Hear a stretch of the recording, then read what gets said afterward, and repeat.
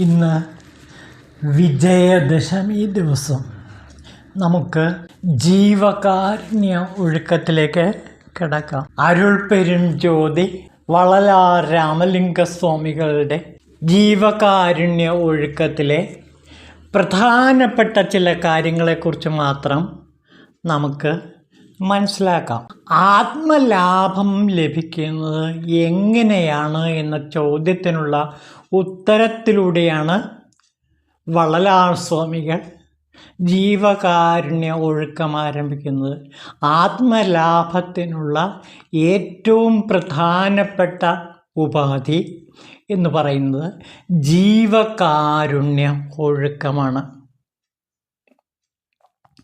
ജീവകാരുണ്യ ഒഴുക്കം എന്നാൽ എന്താണ് എന്ന ചോദ്യത്തിന് വളലാർ സ്വാമികൾ പറയുന്ന ഉത്തരം ഇതാണ്: ജീവന്മാർക്ക് മറ്റ് സഹജീവന്മാരോടുണ്ടാകുന്ന കാരുണ്യമെന്ന വികാരം കൊണ്ട് ചെയ്ത് ജീവിക്കുക തന്നെയാണ് ജീവകാരുണ്യ ഒഴുക്കം. അപ്പോൾ കാരുണ്യം കൊണ്ട് മറ്റ് ജീവന്മാർക്ക് ഓരോരോ സഹായങ്ങൾ ചെയ്ത് അവരുടെ ദുഃഖത്തെ ഇല്ലാതാക്കുക എന്നുള്ളതാണ് മറ്റ് ജീവന്മാരുടെ കർത്തവ്യം. ഇതാണ് ജീവകാരുണ്യം എന്ന് പറയുന്നത്. അപ്പോൾ ജീവസേവ എന്ന് പറയുന്നത് ഈശ്വര സേവയാണ്.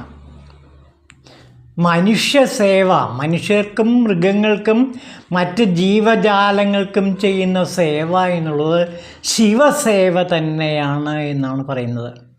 ഈ ശിവസേവയിലൂടെ അല്ലാതെ, ഈ ജീവകാരുണ്യ ഒഴുക്കത്തിലൂടെ അല്ലാതെ നമുക്ക് ഒരിക്കലും ബ്രഹ്മത്തെ സ്വന്തമാക്കാൻ കഴിയില്ല. ബ്രഹ്മത്തെ കൈപ്പിടിയിൽ ഒതുക്കണമെങ്കിൽ, ബ്രഹ്മത്തെ കൈവെള്ളയിലെ പഴമെന്ന പോലെ, ഉള്ളം കൈയിലെ നെല്ലിക്ക എന്ന പോലെ നമുക്ക് സ്വീകരിക്കാൻ കഴിയും. ഏതിലൂടെ? ജീവകാരുണ്യ പ്രവൃത്തിയിലൂടെ. അപ്പോൾ സഹജീവികൾക്ക് ചെയ്യുന്ന ജീവകാരുണ്യ പ്രവർത്തനങ്ങളാണ് ഏറ്റവും വലിയ മാധവ സേവ. ഈ മാധവ സേവയിലൂടെ, മാനവ സേവ ചെയ്യുന്നതിലൂടെ അയാൾ സാക്ഷാൽ ശിവനായി പരിണമിക്കുകയാണ് ചെയ്യുന്നത്. അതോടെ അയാളുടെ ഹൃദയത്തിൽ അൻപും അറിവും നിറഞ്ഞു കവിയും. അപ്പോൾ ജീവകാരുണ്യം കൊണ്ട് ലഭിക്കുന്ന ഏറ്റവും വലിയ പ്രയോജനം എന്ന് പറയുന്നത് അറിവും അൻപുമാണ്. അറിവ്, ബോധം, ജ്ഞാനം.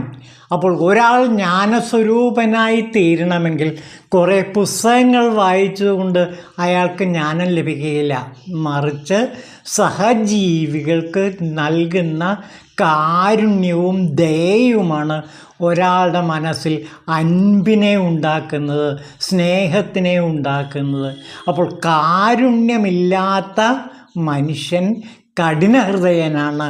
അയാൾക്ക് ഒരിക്കലും സന്മാർഗത്തിലൂടെ ചരിക്കാൻ കഴിയില്ല. അതുകൊണ്ട് ഒരു സന്മാർഗിയാകണമെങ്കിൽ തീർച്ചയായിട്ടും അയാൾ കാരുണ്യ പ്രവൃത്തികൾ ചെയ്തിരിക്കണം. സഹജീവികൾക്ക് കാരുണ്യ പ്രവൃത്തികൾ ചെയ്തിരിക്കണം. എന്തിനാണ് സഹജീവികൾക്ക് കാരുണ്യ പ്രവർത്തനം ചെയ്യേണ്ടത്? കാരണം ഈ സഹജീവികൾ എന്ന് പറയുന്നത് അയാളുടെ സഹോദരങ്ങളാണ്. എങ്ങനെയാണ് സഹോദരങ്ങളാകുന്നത്? കാരണം ഒരേ ആത്മാവാണ് പല പല പാത്രങ്ങളിൽ സൂര്യനായി പ്രതിബിംബിച്ച് നിൽക്കുന്നത്. അപ്പോൾ എല്ലാ ജീവന്മാരിലും ആത്മാവ് പ്രതിബിംബിച്ച് നിൽക്കുന്നുണ്ട്. അതുകൊണ്ട് എല്ലാവരും ഏകോദര സഹോദരന്മാരാണ്.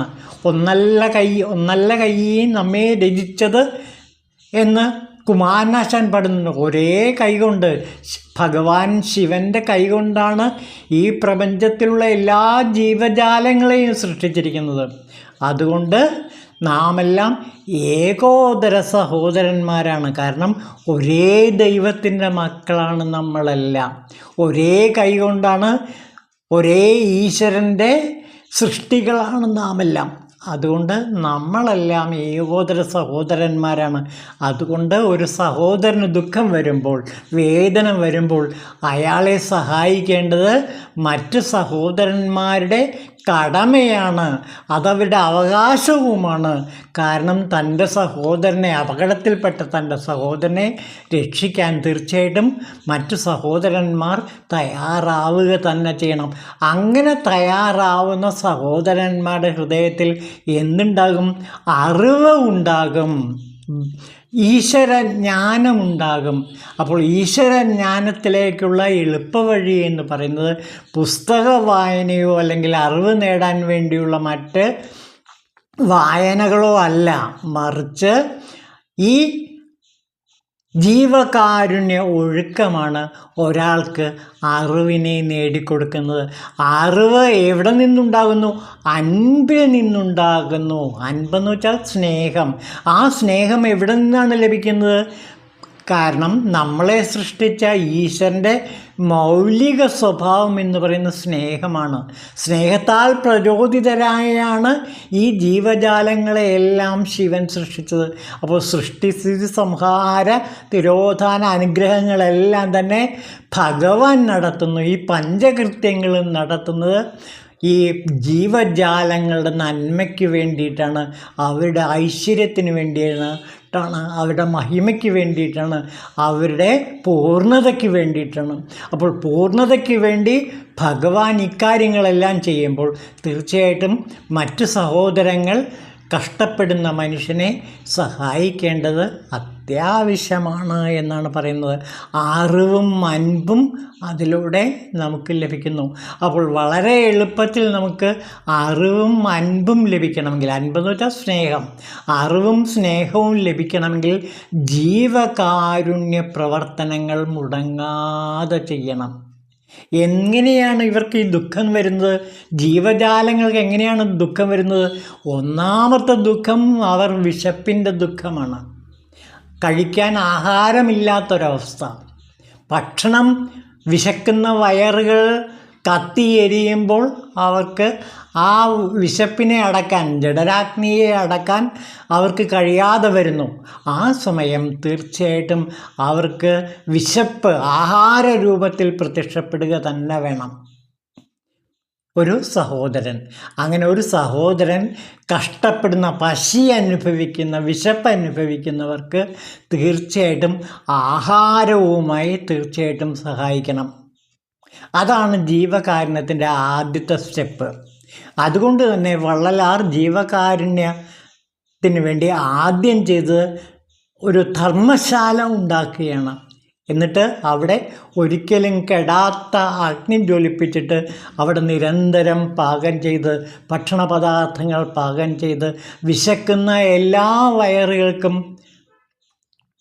അന്നദാനം നൽകി അവർക്ക് സന്തോഷത്തെ, അവരുടെ ദുഃഖത്തെ ഇല്ലാതാക്കാൻ ശ്രമിച്ചു. ഇത് ഇന്നും തുടർന്നുകൊണ്ടേയിരിക്കുന്നു. വള്ളലാരുടെ ശിഷ്യന്മാർ ഇന്ന് ഭാരതത്തിൻ്റെ നാനാഭാഗത്തും ഇതേപോലുള്ള അന്നദാന കേന്ദ്രങ്ങൾ നടത്തി വിശക്കുന്ന വയറുകൾക്ക് അഭയം കൊടുക്കുന്ന കാഴ്ചയാണ് നാം കാണുന്നത്. അപ്പോൾ ഈശ്വര സേവ എന്ന് പറയുന്നത് ജീവജാല സേവയാണ്. ജീവജാലങ്ങൾക്ക് കൊടുക്കുന്ന, മനുഷ്യർക്ക് മാത്രമല്ല സകല ജീവജാലങ്ങൾക്കും കൊടുക്കുന്ന ആ സേവയാണ് ഏറ്റവും വലിയ മാധവ സേവ. മനുഷ്യ സേവയാണ് മാധവ സേവ എന്ന് നമുക്ക് പറയാൻ കഴിയും. ഇങ്ങനെയുള്ള ജീവകാരുണ്യം ഒരാളുടെ മനസ്സിൽ എപ്പോഴാണ് ഉണ്ടാകുന്നത് എന്ന് നോക്കൂ. വിശപ്പ്, ദാഹം, രോഗം, ആഹാരം, ഭയം, ദാരിദ്ര്യം ഇവയിൽ ജീവന്മാർ ദുഃഖമനുഭവിക്കുന്നത് കാണുമ്പോഴും ഇതൊരു ജീവിത സത്യമാണെന്ന ബോധവാന്മാരാകുമ്പോഴും ജീവകാരുണ്യ ഒഴുക്കം നാം ചെയ്യണം. അപ്പോൾ ജീവകാരുണ്യം, വിശക്കുന്ന വയറുകൾക്ക് ആഹാരം കൊടുക്കുക, ദാഹിക്കുന്നവർക്ക് ദാഹജലം കൊടുക്കുക, രോഗമുള്ളവരെ ശുശ്രൂഷിക്കുക, അങ്ങനെ ഭയമുള്ളവർക്ക് ആ ഭയത്തെ മാറ്റി അഭയം പ്രദാനം ചെയ്യുക. ദാരിദ്ര്യ ദുഃഖം അനുഭവിക്കുന്നവർക്ക് ആ ദാരിദ്ര്യത്തെ ഇല്ലാതാക്കുക. ഇതിൽ പരം വലിയൊരു ശിവസേവ വേറെയില്ല. അപ്പോൾ ഏറ്റവും വലിയ ഈശ്വര സേവ എന്ന് പറയുന്നത് ഈ ജീവസേവയാണ് എന്നറിയുക. ജീവകാരുണ്യ അനുഷ്ഠാനത്തിലൂടെയല്ലാതെ മറ്റൊരു വഴിയിൽ കൂടെയും ഭഗവാന്റെ അരുൾ കിട്ടുകയില്ല എന്ന് ഉറപ്പാക്കുക. അപ്പോൾ ഭഗവാന്റെ അരുൾ കിട്ടണമെങ്കിൽ തീർച്ചയായിട്ടും ഈ ജീവകാരുണ്യ സേവ ചെയ്തേ മതിയാവും. അരുൾ എന്ന് വെച്ചാൽ അനുഗ്രഹം. ശിവൻ്റെ അനുഗ്രഹം അമ്പലത്തിലോ അല്ലെങ്കിൽ മറ്റ് ദേവാലയങ്ങളിലോ ഒക്കെ പോയി പ്രാർത്ഥിക്കുകയോ അവിടെ കാണിക്കയിട്ടതുകൊണ്ടോ മാത്രം ഈ അരുള്, ഈ അനുഗ്രഹം കിട്ടില്ല. ഈശ്വരൻ്റെ അനുഗ്രഹം എന്ന് പറയുന്നത് എപ്പോഴും ആ അനുഗ്രഹം എന്ന് പറയുന്നത് സഹജീവികൾക്ക് വേണ്ട സഹായഹസ്തം നീട്ടുമ്പോഴാണ്. അപ്പോൾ അരുൾ, ഈശ്വരൻ്റെ അരുൾ, ഈശ്വരൻ്റെ അനുഗ്രഹം ജീവകാരുണ്യ പ്രവർത്തികളിലൂടെ അല്ലാതെ ഒരിക്കലും കിട്ടുകയില്ല. രസകരമായൊരു കഥ ഷിർദി സായിബാബയുടെ ജീവിതത്തിലുണ്ട്. അദ്ദേഹം ഒരു ഭക്തനോട് പറഞ്ഞു, ഇന്ന് ഞാൻ നിൻ്റെ വീട്ടിൽ വരും. ഭക്തന് വലിയ സന്തോഷമായി. ആ ദിവസം മുഴുവനും നല്ല ഭക്ഷണവും എല്ലാം പാകം ചെയ്ത് ഷിർദി സായിബാബയെ എതിരേൽക്കാൻ വേണ്ടി ആ ഭക്തൻ വീട്ടിൽ കാത്തിരുന്നു. പക്ഷേ അന്ന് ഷിർദി സായിബാബ വീട്ടിൽ വന്നില്ല. പിന്നീട് ഷിർദി സായിബാബയുടെ മന്ദിരത്തിൽ ചെന്നപ്പോൾ ആ ഭക്തൻ ചോദിച്ചു, അങ്ങ് എൻ്റെ വീട്ടിലേക്ക് വരാമെന്ന് പറഞ്ഞിട്ട് വന്നില്ലല്ലോ എന്ന് പറഞ്ഞ് ദുഃഖം രേഖപ്പെടുത്തി. അപ്പോൾ ഷിർദി സായിബാബ പറഞ്ഞു, ഞാൻ പറഞ്ഞ ദിവസം തന്നെ നിൻ്റെ വീട്ടിലേക്ക് വന്നിരുന്നു, നീ എന്നെ ആട്ടി ഓടിക്കുകയാണ് ചെയ്തത്. ഇത് കേട്ടപ്പോൾ ഭക്തൻ ഞെട്ടിപ്പോയി. തൻ്റെ വീട്ടിൽ ബാബ വരുന്നത് താൻ കണ്ടേയില്ല.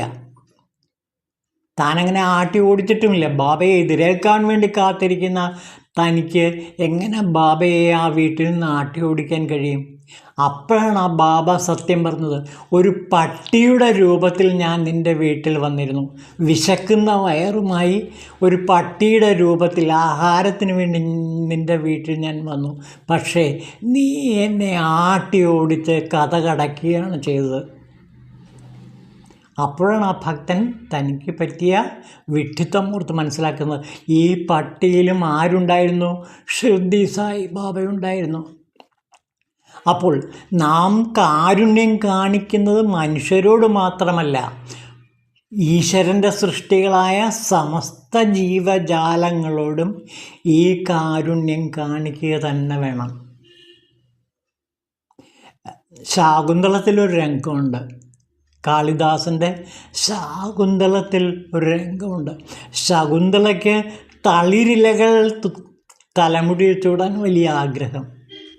പക്ഷേ ആ തളിരിലകൾ ചെടിയിൽ നിന്ന്, താൻ നട്ട് വളർത്തി നനച്ച് വളർത്തിയ ചെടിയിൽ നിന്ന് തളിരില പറിച്ചെടുക്കാൻ ശകുന്തളയ്ക്ക് വലിയ വിഷമം. എന്നിട്ട് ആ ചെടിയെ ആശ്വസിപ്പിച്ചുകൊണ്ട് ആ ചെടിയുടെ അനുവാദത്തോടെയാണ് ഒരു തളിരില പൊട്ടിച്ച് തൻ്റെ തലമുടിയിൽ വയ്ക്കുന്നത്. അപ്പോൾ ഒന്ന് ആലോചിച്ച് നോക്കൂ, ആ താൻ നട്ട് വളർത്തിയ ചെടിയോടുള്ള അപാരമായ സ്നേഹവായ്പ കൊണ്ട് തൻ്റെ തലമുടിയിൽ ഈ തളിരില ചൂടാൻ ആഗ്രഹമുണ്ടായിട്ട് കൂടി അതിനെ അടക്കാൻ ശ്രമിക്കുന്ന ശകുന്തളയെ നാം കാണുന്നു. ഇതാണ് ശരിക്കും മനുഷ്യ സ്നേഹം, ഇതാണ് ഈശ്വര സേവ. അപ്പോൾ മാനവ സേവ എന്ന് പറയുന്നത് മാധവ സേവയാണെന്ന് പറയും. സത്യസായി ബാബ എപ്പോഴും പറയാറുണ്ട്, മാനവനെ സേവിക്കുക എന്ന് വെച്ചാൽ മാധവനെ സേവിക്കുക. അപ്പോൾ സേവയല്ലാതെ, സേവനത്തിലൂടെയല്ലാതെ, ജീവകാരുണ്യ പ്രവൃത്തിയിലൂടെയല്ലാതെ ഒരാൾക്ക് ഈശ്വരൻ്റെ അരുൾ കിട്ടുകയില്ല. ഇതാണ് വള്ളലാർ പറയുന്നത്. അപ്പോൾ ശിവൻ്റെ അരുൾ കിട്ടണമെങ്കിൽ, അതായത് ഈശ്വരൻ്റെ അനുഗ്രഹം കിട്ടണമെങ്കിൽ തീർച്ചയായിട്ടും ജീവകാരുണ്യ പ്രവർത്തനങ്ങൾ ഒരാൾ ചെയ്തേ മതിയാകൂ. അർഹിക്കുന്ന പാത്രങ്ങൾക്ക് ആ അർഹിക്കുന്ന സഹായം ചെയ്യുന്നതിലൂടെ നാം ശിവപൂജയാണ് ചെയ്യുന്നത്.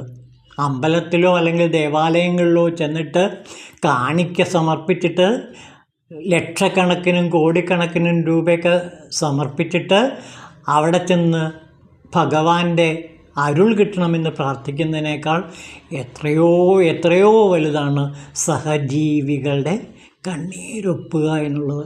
ഒരു കവി പാടുന്നുണ്ട്, ആരുടെ കാലിൽ തറയ്ക്കുന്ന മുള്ളും എന്നെ ആത്മാവിനെ മുറിവേൽപ്പിക്കുന്നു എന്നാണ് ബാലാമണി അമ്മ എന്ന കവയത്രി പാടിയത്. ആരുടെ കാലിൽ തറയ്ക്കുന്ന മുള്ളും എൻ്റെ ആത്മാവിലാണ് കുത്തിക്കൊള്ളുന്നത്, തറച്ചുകൊള്ളുന്നത്. അതുകൊണ്ട് ഞാനാണ് വേദനിക്കുന്നത്.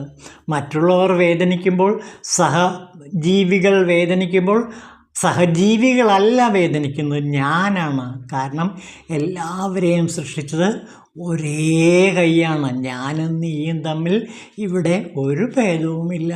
അതുകൊണ്ട് ജീവകാരുണ്യ പ്രവർത്തനം, ജീവകാരുണ്യ ഒഴുക്കത്തിലൂടെ മാത്രമേ ശിവൻ്റെ അരുൾ കിട്ടുകയുള്ളൂ.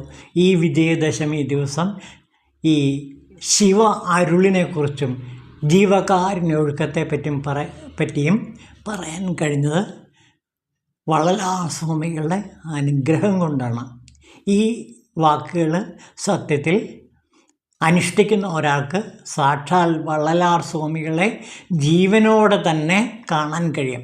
അപ്പോൾ ഒരാളെ സഹായിക്കുമ്പോൾ ആ സഹായിക്കുന്ന വ്യക്തിക്ക് തീർച്ചയായിട്ടും വള്ളലാർ സ്വാമിയുടെ അനുഗ്രഹമുണ്ടാകും. അദ്ദേഹം മരിച്ചിട്ടില്ല, ഇപ്പോഴും അദ്ദേഹത്തിൻ്റെ ആത്മാവ് ജീവിച്ചിരിപ്പുണ്ട്.